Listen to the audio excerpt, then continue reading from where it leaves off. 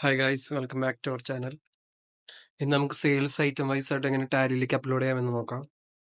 ഈ ഫോൾഡറിലുള്ള സെയിൽസിന്റെ ഡാറ്റയാണ് നമ്മൾ ടാലിയിലേക്ക് ഇമ്പോർട്ട് ചെയ്യാൻ പോകുന്നത്.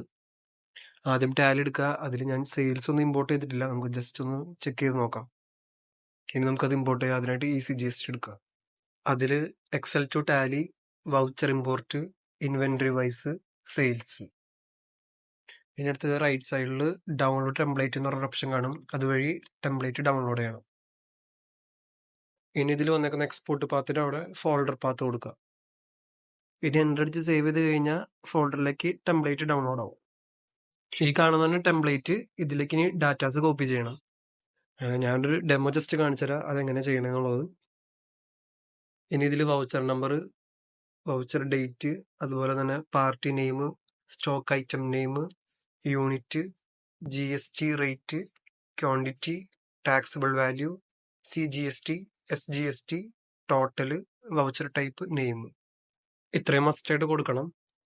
ഇത് കൊടുത്തതിന് ശേഷം എക്സൽ സേവ് ചെയ്ത് ക്ലോസ് ചെയ്യുക. ഇവിടെ റൈറ്റ് സൈഡിൽ സെറ്റ് അക്കൗണ്ട് നമ്മൾ സെറ്റ് ചെയ്ത് കൊടുക്കണം.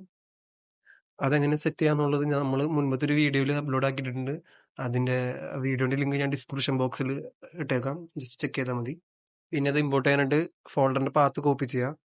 ഇവിടെ ഫോൾഡർ ഡയറക്ടറിയുടെ അവിടെ പാത്ത് പേസ്റ്റ് ചെയ്യുക. അതിനുശേഷം എൻ്റർ അടിക്കുക, ഫയൽ സെലക്ട് ചെയ്യുക. എക്സൽ ഫയൽ പാത്ത് ഓട്ടോമാറ്റിക്കലി ഫില്ലാവും. ഇതിൽ ഷീറ്റ് നെയിം സെലക്ട് ചെയ്ത് കൊടുക്കുക. അതിനുശേഷം അതർ ചാർജസിന്റെ ലെഡ്ജർ സെലക്ട് ചെയ്യുക. അതിനുശേഷം റൗണ്ട് ഓഫിന്റെ ലെഡ്ജർ സെലക്ട് ചെയ്ത് കൊടുക്കുക. എൻ്റർ അടിച്ച് സേവ് ചെയ്യുക. അതിനുശേഷം സെയിൽസ് ഇമ്പോർട്ട് ആവും.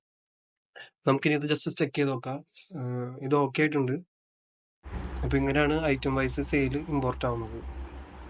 Okay, thanks for watching.